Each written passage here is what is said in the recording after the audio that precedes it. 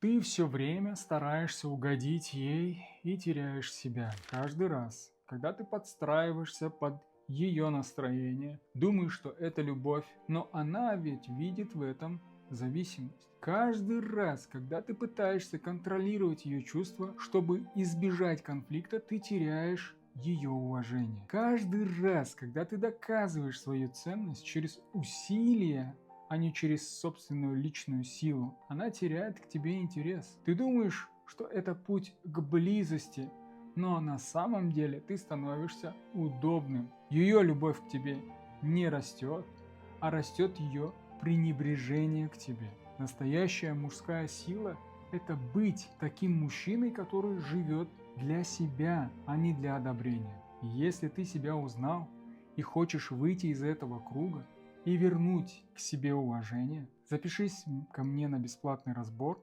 ссылка в шапке профиля.